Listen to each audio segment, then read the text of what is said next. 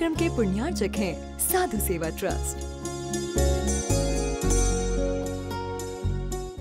सभी गुरु भक्तों का एक ही प्रण, साधु सेवा और समर्पण।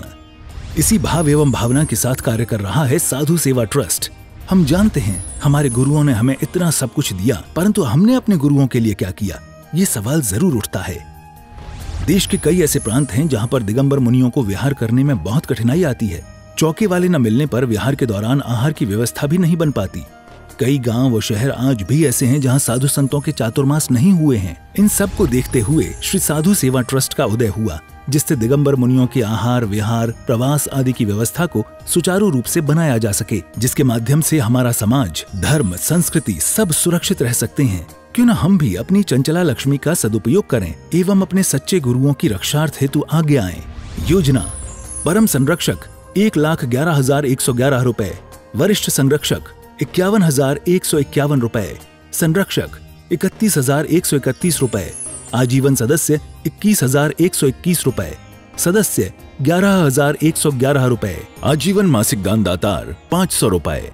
खाता विवरण: account name VVSP Sadhu Seva trust, bank name HDFC bank limited, account number 502000073358,170, IFSC code HDFC 0001273, trust PAN card AADTV 8567E, mail ID vvspsadhusevatrust@gmail.com।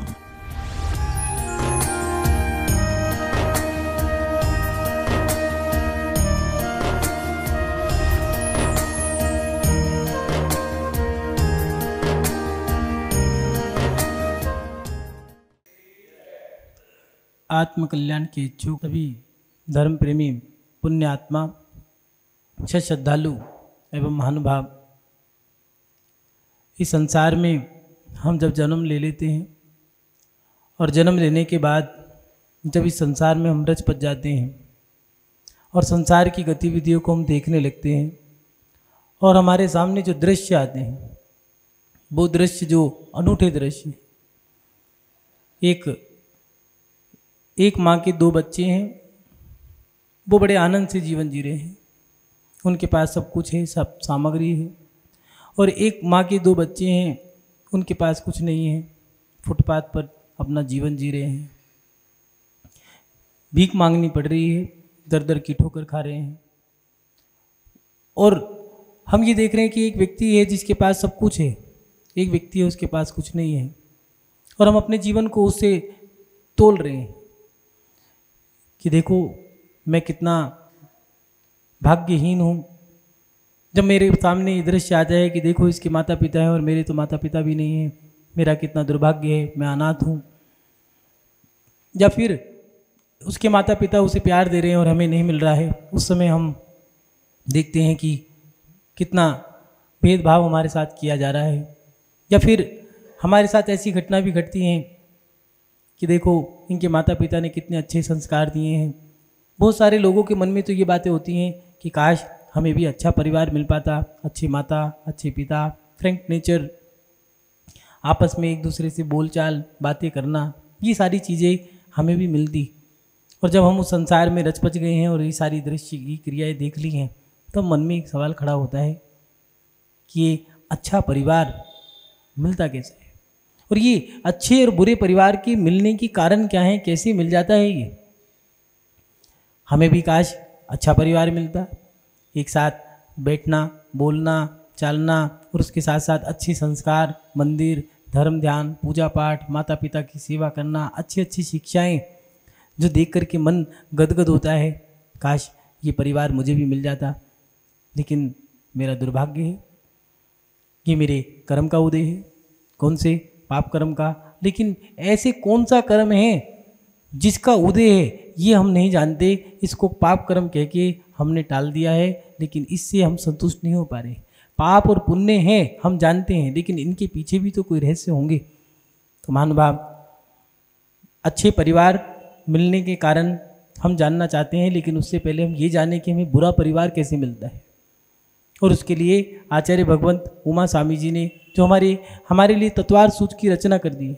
इतना गूढ़ रहस्य में जो ग्रंथ उन्होंने हमें रच के दिया है, शायद उनका उपकार हम कभी नहीं भूल सकते। ये बात सत्य है कि हमारे आचार्यों ने जो हमें दिया है, उन आचार्यों की कृपा, उनकी अनुकंपा हम कभी भूल नहीं सकते और हमें भूलना भी नहीं चाहिए।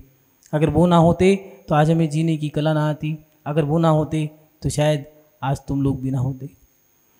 यह आचार्य उमा स्वामी जी ने तत्वार सूत्र दिया है। आज उस सूत्र के माध्यम से हमें हमारे पास कितना ज्ञान है और हमने क्या क्या नहीं जान लिया है।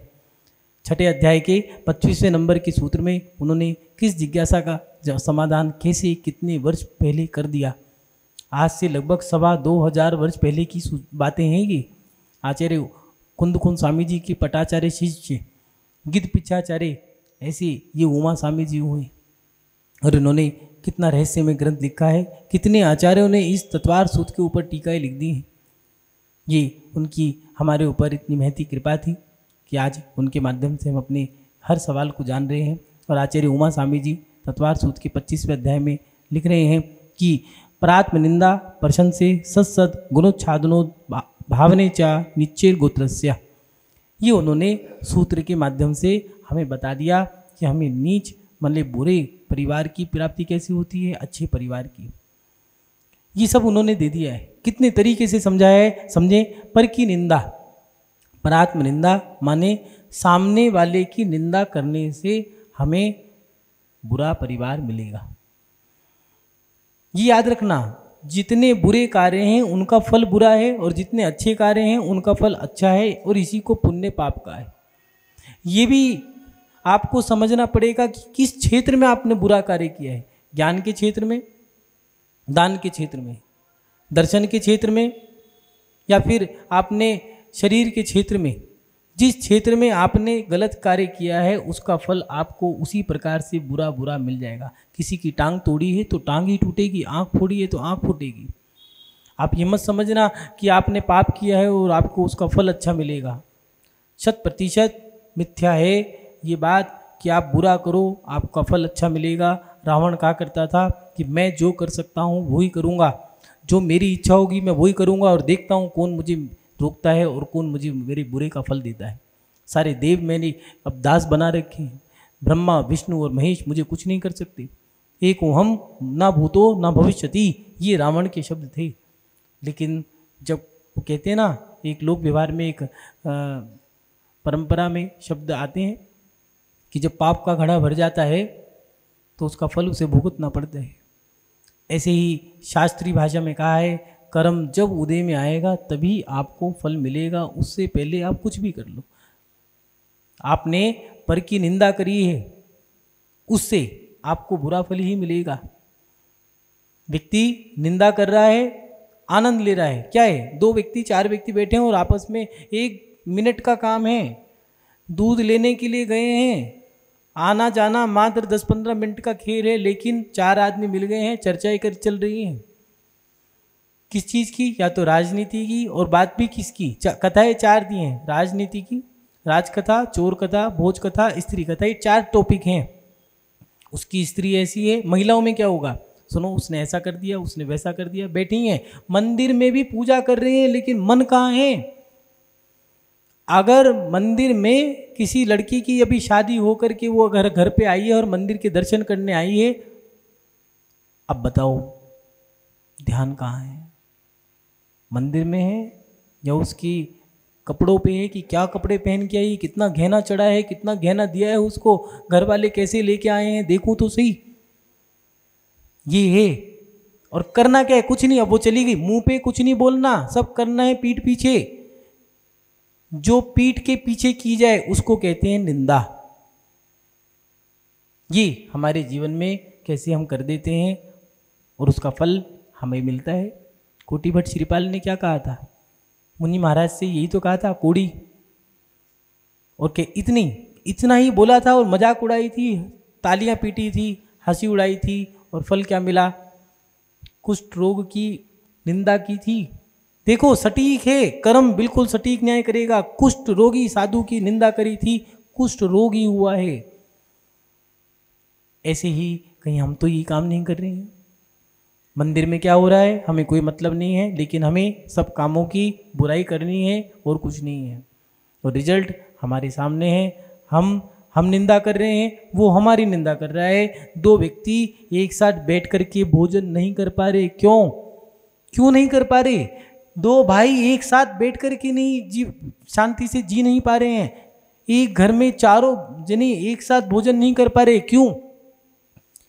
इसकी बात उससे कहनी है, जबकि है तो ये सिस्टम, तो तरीका तो ये बनाया गया है कि अगर इसने गलती करी है, बेटे ने गलती करी है तो बेटे से कहो, बेटी ने करी है तो बेटी से, पति ने गलती करी है तो पति से कहो, सास ने गलती करी है तो सास से कह दो, बहू ने गलती करी है तो बहू से कहो। लेकिन हम करते क्या हैं, अगर कोई गलती हो गई है, सास ने गलती करी है तो उनसे नहीं कहना है, अब अपनी माँ से कहना है फ़ोन करके, सुनो उनने ऐसा कर दिया है, आज इतना दूध फैला दिया, आज मैं ये कर दिया, फलाना ढिमका, दुनिया भर की बातें। और उसका कारण क्या बना? रिजल्ट सामने है। अब घरों में दो दरार पड़ गई हैं, सास तुम्हें चाहती नहीं है। और ये भी याद रखना, जो करोगे उसका फल भी वैसा ही है। परिवार को तोड़ने का कार्य किया था तो तुम्हारा परिवार भी, अब पति पत्नी भी खुश नहीं है, दोनों में आपस में भी लड़ाई झगड़ा ही है। जैसा किया वैसा हमें मिल रहा है। पर की निंदा और उसके साथ साथ अपनी प्रशंसा, अपने मुंह, वो कहते हैं अपने मुंह में या मिट्टू बनना। मैंने ये कर दिया, मैंने वहाँ पंचकलाना कराया, देखना ज़्यादातर लोग कैसे मिलेंगे आपको, हमने तो वहाँ पंचकलाना कराया था, हम तो ये शास्त्र पढ़ रहे हैं, हमने ये शास्त्र पढ़ लिया है। एक महिला मुनि महाराज से कहती है कोई उपवास दे दीजिए, तो मुनि महाराज तो सरल है, साधु संप्रदाय जितना सरल सहज होता है इतना संप्रदाय कोई नहीं है सहज सरल। उन्होंने सहजता में, ठीक है कितने करने हैं आप बताओ, तो एक काम करो, सहज नाम के 10 उपवास होते हैं, कर लो। महाराज जी वो तो हमने कर लिए। तत्वार सूत करके, तो तत्वार सूत के कर लो, 10 इसके हैं 11 उसके हैं, कोई बात नहीं, वो भी कर लिए। तो नमोकार के कर लो 35, वो भी कर लिया। भक्तांबर के कर लो, वो भी कर लिए। फिर 64 रिद्धि के कर लो, वो भी कर लिए। कर्मदेन के कर लो, वो भी कर लिए।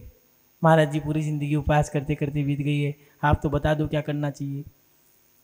तो फिर अब क्या कर रही हो? कुछ नहीं। मुनि महाराज ने पूछ लिया कौन से उपवास चल रहे हैं नहीं चल रहे? मेरे तो 1234 के चल रहे हैं। अच्छा कोई बात नहीं, हमारा आशीर्वाद। मुनि महाराज देखो फिर भी कितनी सरल बात कह रहे हैं, जबकि देखो कितनी छल कपट की बात की है। मुनि महाराज को अपने उपवास गिनाने थे, इसीलिए ये काम किया। और जाते जाते महाराज जी मैंने तो 1234 के पकड़े में, आपने किए क्या? अरे वाह, अरे मूर्ख, मुनि महाराज तो एक भुक्तिहारी सदा उपवासी जो दिगंबर साधु हैं, उनका तो 12 महीने उपवास रहता है, एक टाइम खाते हैं मुट्ठी भर के देते हैं, उनसे क्या उपवास, उनसे क्या उपवास की बातें करोगे। और हमने अपनी प्रशंसा करने से कैसे कर्म बांध लिया, अपनी प्रशंसा से मुनि की निंदा कर दी, उनको अपना अहंकार दिखा दिया, ये कर्म हमारा बंध गया। ये आचार्य महाराज लिख रहे हैं, पर अपनी प्रशंसा, पर की निंदा और दूसरों के अविद्यमान गुणों का प्रकट करना, जो उसके गुण हैं उसको ढकना। जो सामने वाले के अंदर गुण हैं, मान लो उनको मंगलाचरण करना आता है, शास्त्र अच्छा पढ़ा, अच्छा अध्ययन किया है, मंदिर में पूजा पाठ अच्छा करता है, विवेकी है, साधुओं को चौका लगा रहा है, दान दे रहा है या यात्रा करता है, उसमें गुण हैं, लेकिन उसके गुणों को नहीं बताना है, लेकिन जो उसके अंदर अवगुण है उसको बताना है। क्या होता है, कई माता पिता ऐसे हैं, बच्चों के साथ कैसे करते हैं, महाराज जी हमारा बच्चा पढ़ता नहीं है, क्यों फेल हो गया क्या? नहीं फेल तो नहीं हुआ है, कितनी परसेंटेज लाया था? 90, 90, 97। फिर भी एक ही शब्द कहना है कि हमारा बच्चा पढ़ता नहीं है। बच्चों में नेगेटिविटी डालते जा रहे हैं, जबकि उसका गुण तो ये था कि दिन रात पढ़ रहा है, वो थोड़ा सा खेल रहा है, फिर भी वो उसकी माँ से कह रहे हैं सुनो परसेंटेज अच्छी है, बच्चा पढ़ता है, सब काम होशियार है, समझदार है, फिर भी तुम ये कहती रहती हो हाँ महाराज जी जिससे कि नज़र ना लगे। वाह रे वाह, कैसे कैसे हम काम करते हैं। अगर हम चाहें तो इतना भी कह सकते थे बेटा तुम बहुत अच्छी तरीके से पढ़ रहे हो, हमारे घर का नाम रोशन करोगे और पढ़ कर के बड़े बन कर के तुम बहुत कुछ कर सकते हो, हमारी जहाँ ज़रूरत हो इतना हमारा सहयोग ले लेना, इतना भी तो कह सकते थे। लेकिन हमने उसके अंदर जो नहीं था वो भी हम सामने रखे जा रहे हैं। इससे हमें अपने जीवन में दुख मिलता है। इसलिए आचार्य भगवान कह रहे हैं कि हमें अपने जीवन में एक तो निंदा नहीं करनी, अपनी प्रशंसा नहीं करनी, दूसरे के जो अविद्यमान गुण हैं उनको ढकना नहीं है, और उसके साथ साथ जो उसके अंदर गुण हैं उनको प्रकट करो, उनको ढकना नहीं है। भैया अपने जीवन में सावधान रहो। और उसके साथ साथ अरहंत भगवान की भक्ति ना करना, जिसके आचार्य दामनंदी स्वामी जी हुए उन्होंने लिखा है, जिस मुख से ओम नमः स्वाहा और नमस्कार ये 4 शब्द दिए हैं, जिसके मुख से निकलते हैं उसको श्री मुख कहा है। भगवान के लिए नमस्कार बोल रहा है, पूजा कर रहा है, स्वाहा कर रहा है, जय जिनेंद्र बोल रहे हैं, ऐसे ऐसे शब्द उच्चारण कर रहे हैं, तो उसको कहा श्री मुख। और अगर उसके मुख से ये 4 शब्द भी ना निकले तो उसे कहा है वो मुख नहीं मल द्वार है, पूरे दिन गंदी गंदी चीज़ें निकलती जा रही। इसलिए हमारे अंदर अरहंत भगवान की भक्ति के गुण भी होने चाहिए। अगर नहीं है अरहंत भगवान की भक्ति ना होना, उससे क्या है, इन सब कारणों से हमें नीच कुल माने गंदे परिवार की प्राप्ति होती है। बुरा परिवार हमें मिल रहा है। परिवार कैसा है, एक महिला को उस परिवार में 3 बार पीटा जाता है। शराबी है पति, जुआरी है ससुर, सुबह शाम दोनों 3 बार पिट रही है, और वो भी कह रहे हैं कहाँ नरक में हमने जन्म ले लिया है। और एक वो है, एक पत्नी वो है कि अपने पति के ऊपर गर्व कर रही है, पूरी समाज उसका नाम ले रही है कि धर्मात्मा हो तो ऐसा हो, आओ सेठ जी आओ। और पत्नी भी कितनी खुश है कि देखो हे भगवान, अगर पति मिले तो हर जन्म में ऐसा मिले। और एक पति ऐसा मिला है, कैसा परिवार मिला है कि दिन रात ये कह रहे हैं कि हे भगवान या तो मर जाएं या फिर ये नरक से छुटकारा मिल जाए। क्या है ये? सोमा सती के साथ क्या था, सास दिन रात बस यही सोचती थी जैसे तैसे मर जाए, लेकिन उसका पुण्य था कि सांप का भी हार बन गया। पर स्त्रियों के जीवन में एक ही तो सपना होता है कि हम पराई तो हैं, लेकिन जहाँ दूसरी जगह जाए वो परिवार अच्छा मिल जाए। कोई अत्याचारी सास ससुर या पति व्यसनी मिल गया तो हमारा जीवन तो बर्बाद है।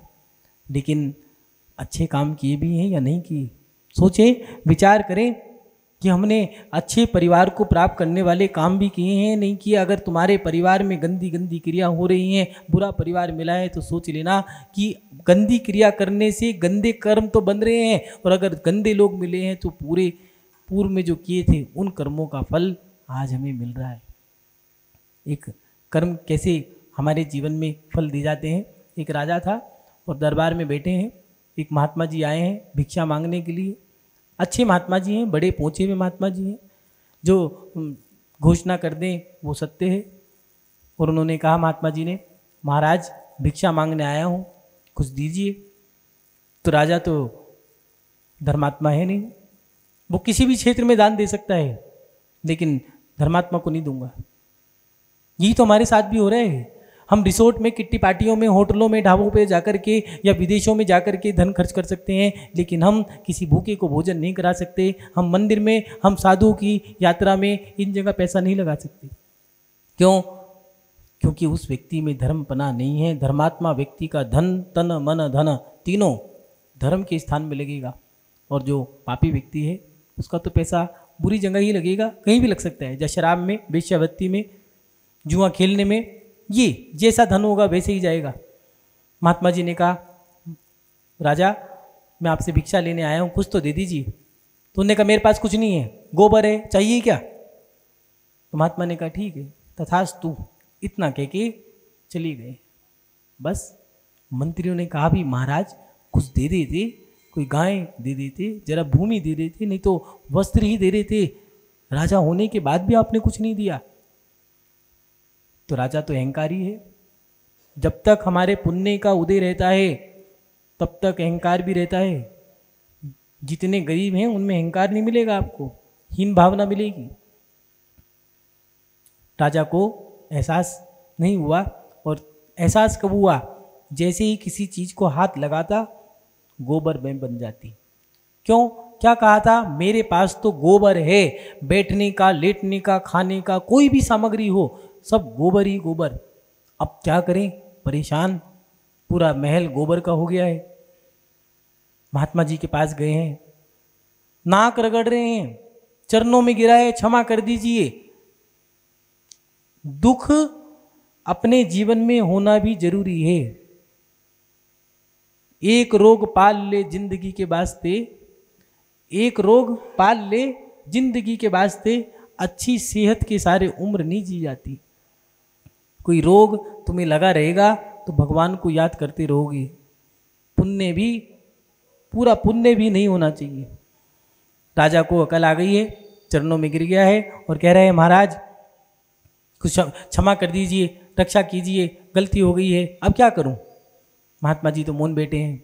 बहुत विनय अनुनय करने के बाद महात्मा लोग तो सज्जन सरल क्षमावान होते हैं, क्षमा कर दिया है और कह रहे हैं सुनो कि मेरे मुख से निकले हुए शब्द सत्य रहते हैं, ये तो झूठ नहीं हो सकते। लेकिन एक काम करो, तुम ऐसा काम करो जिससे लोग तुम्हारी निंदा करें। कैसे, मतलब मैं समझा नहीं हूँ। इतना कह के वो तो मौन हो गए हैं। अब घर जाकर वो तो विचार कर रहे हैं क्या करना चाहिए। मंत्रियों ने कहा महाराज जी, राजा आप चिंता मत करो, हम समझ गए महात्मा ने क्या कहा। बस अब तो नगर से जितने भी बच्चे हैं उनको उठा लिया गया है। सब लोग राजा को आतताई समझ रहे हैं। महिलाओं को अगवा कर लिया गया है। कुमारी जो लड़कियां हैं उनको भी उठा लिया गया है। गायों की चोरी होने लग गई है। हर द्वार पे एक ही बात है कि राजा आतताई है, इस राजा को मार दो, इसको ख़त्म कर दिया जाए। जो लोगों को कहना था, और हर घर में एक ही चर्चा है, राजा बुरा है। और धीरे धीरे जैसे जैसे उसकी निंदा होती जा रही है, गोबर दूर होता जा रहा है। और कोई घर ऐसा नहीं बचा है जिस घर में राजा की बुराई ना हो रही हो। अब राजा के मुकुट में गोबर रह गया है, बाकी कहीं नहीं है।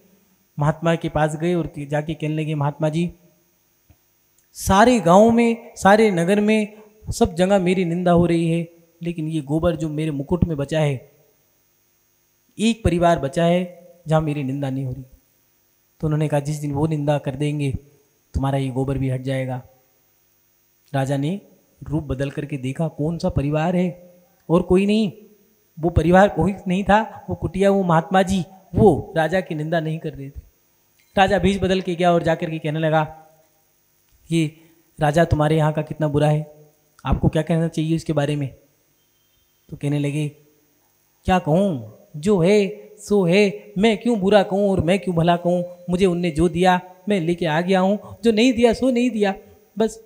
और मौन हो गए। राजा उनके चरणों में गिर गया और कहने लगा मिल गया, सबक मिल गया, हमें अपने जीवन में क्या करना चाहिए। और जाकर के क्षमा मांगने के बाद उसने अपनी गद्दी को संभाला, मंत्रियों को बुलाया और कहने लगे ऐसा क्या काम किया तुम लोगों ने जिससे मेरी निंदा हुई।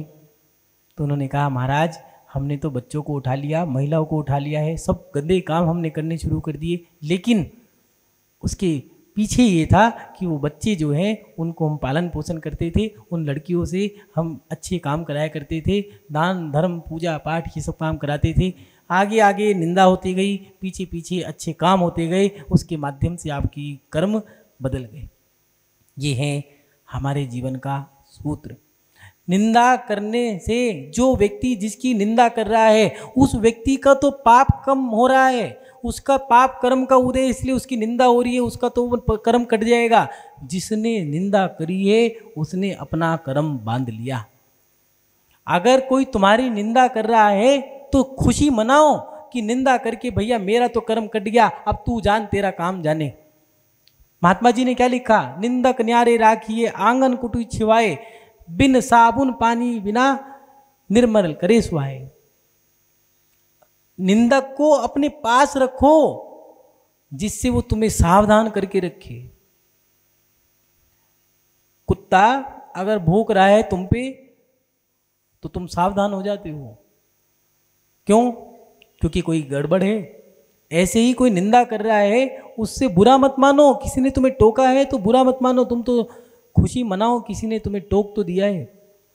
किन्हीं लोगों के पास तो टोकने वाले ही नहीं है, तुम तो बड़भागी हो। जिस महिला के पास माता पिता सास ससुर पति बच्चे सब होते हैं, उसको सौभाग्यवती महिला माना गया है। तो जिसके पास ये नहीं है उसका दुर्भाग्य है। हम अपने जीवन में कैसे परिवार को प्राप्त कर रहे हैं, ये हमारे पास ये सब चीज़ें हमारे हाथ में हैं।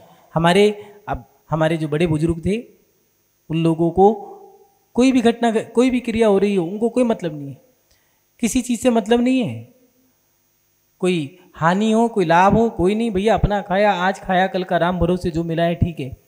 और अपन लोग कैसे हैं, सुबह उठते के साथ ही न्यूज़ चैनल शुरू कर दिया है, उसको घाटा लग गया, उसने ऐसा कर दिया, वो जीतेगा वो हारेगा, वो जेल में चला गया, फलाना ढिमका, दुनिया भर की बातें हमने शुरू कर दी है। वो जीत गए तब भी, वो जीते तब भी, वो हार गए तब भी, तुम्हें कुछ नहीं मिलना। पता है अपन को कि अपन को कुछ नहीं मिलना है, लेकिन हमें तो इन बातों में ही अपना समय गुजारना है। और इनकी राजनीति की चर्चाओं में, उस पड़ोसी की चर्चाओं में, अड़ोस पड़ोस कुटुंब परिवार की निंदा करने में, चर्चाओं में हमने कितना कर्म बांध लिया और उसका फल हमारे सामने है। हम दुखी हैं। दो जनों की बातें आपस में जो हो रही हैं खींचातानी की, वो राजनीति की बातों से हमने अपना कर्म कैसे बांध लिया और रिजल्ट हमारे सामने है। दो भाई आपस में नहीं बोल रहे, वो कह रहे वो इस पार्टी का है मैं इस पार्टी का हूँ, दोनों भाइयों में आपस में तकरार है और लाभ दोनों को ही नहीं होना है। रिजल्ट हमारे सामने है। निंदा करी, दोनों भाइयों में फूट और पड़ गई है, घर में बंटवारा हो गया है, लड़ाई झगड़ा साथ में। जो कर रहे थे वो फल हमारे पास है। हम सबकी खबर रख रहे हैं, लेकिन क्या हमें अपनी खबर है? हम कितने अच्छे कर रहे हैं, कितने बुरे कार्य कर रहे हैं, सबकी खबर है, दुनिया भर की खबर है। एक व्यक्ति को, समाज के अंदर एक व्यक्ति ऐसा है कि उसको पूरी समाज के घर के नाम याद हैं, किसकी बहू, किसका बेटा, किसका पति, किसके दादा परदादा, सब याद हैं। अपने घर में उससे पूछा तुम्हारे बेटे का जन्मदिन कब आता है, अभी रुको पत्नी से पूछ के बताता हूं। अपने बच्चे का जन्मदिन भी याद नहीं है और पूरे गांव की कुंडली मुट्ठी में लेके घूम रहा है। ये है दूसरे के गिरबान में झांकने का फल कि हमारे परिवार में तो डंके बज रहे हैं और दूसरे के घर शांति से जी रहे हैं। तुम जितनी बातें कर रहे हो उसका रिजल्ट हमारे सामने है। अच्छे काम करोगे अच्छे फल मिलेंगे। निंदा करी है, नीच गोत्र बांध लिया, नीच कुल मिलेगा। नीच व्यक्ति बनने के बाद अब कह रहा है कि हे भगवान क्या करूं जिससे मुझे ऐसा कुल मिले जिससे मैं दिगंबर साधु को आहार दिलूं। किन्हीं लोगों की तो पीड़ा रहती है, काश हम भी ये सामर्थ्य रखते कि दिगंबर साधु को आहार दे सकते। किन्हीं लोगों की तो ये इच्छा रहती है कि इनकी सभा में हम भी बैठ सकें। एक महिला आई और कहने लगी कि हम आपको भोजन कराना चाहते हैं। हमने कहा आपकी पात्रता नहीं है। तो उसने कहा, उसने कितने बड़े शब्द कहे, कहने लगी पात्रता कोई बात नहीं, मैं आहार नहीं दूंगी, मेरे पैसों के फल तो काम में ले लोगे आप, लेकिन मुनि महाराज उसके पैसे का भी इस्तेमाल नहीं करते क्योंकि उसकी पात्रता नहीं है। क्या करें, नीच कुल में जन्मा है, इसीलिए उसकी पात्रता नहीं है, उसकी विचार वो ऊंच नहीं बन पाएंगे। नीच कुल वाला कुत्ता कितना भी भौंक ले शेर नहीं बन सकता, और शेर कितना भी मौन रह ले रहेगा शेर। ऐसे ही हमने अगर नीच कुल को प्राप्त कर लिया है, जिस लड़की का नीच कुल का उदय है, जिसने गंदे काम किए थे, ऊंच कुल में जन्म लेने के बाद भी शादी करके नीच में चली गई, फल उदय में आ गया, कर्म उदय में आ गया है और व्यवस्था सारी व्यवस्थित है। और जिसका ऊंच कुल में जन्म लेने का है और उदय आना है 25 साल की उम्र में, वो लड़की शादी करके नीच जाति की लड़की ऊंच जाति में शादी करके आ गई, ये उसका उच्च कर्म उदय में था। इस कार्यक्रम के पुण्यार्चक थे साधु सेवा ट्रस्ट।